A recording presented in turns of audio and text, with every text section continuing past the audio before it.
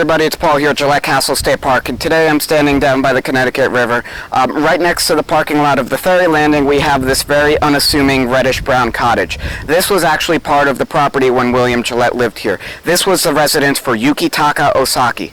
Now, as far as Osaki's background, he was born in Japan to a very prominent family in the government. He and his brother came over here to study at the Oberlin College Academy in Ohio. His brother ended up going back to Japan, but Osaki stayed here.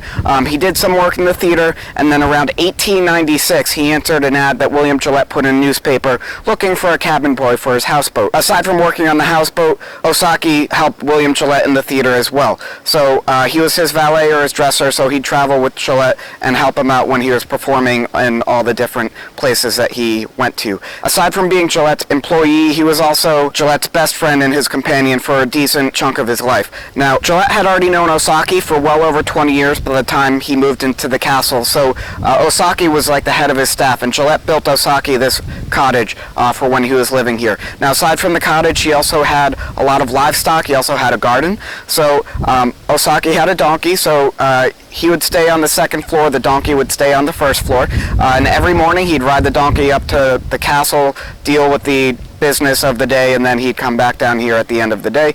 And then eventually, once you get further into the 1920s, Osaki just then retired, at which point he was just hanging out here with his buddy Gillette. Now, Osaki obviously has a great connection to Gillette, and so he's very significant to us.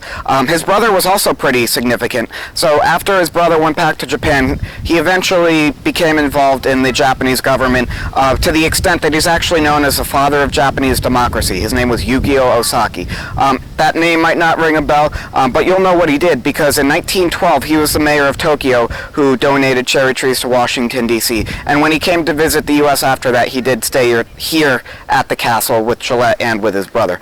Gillette died in 1937, and at that point, Osaki was still around. He didn't die until 1942.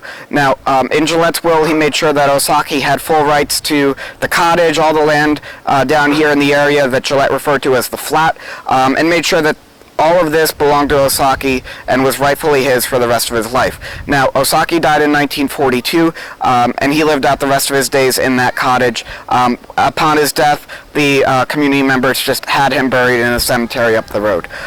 So that's basically what I have to explain to you today.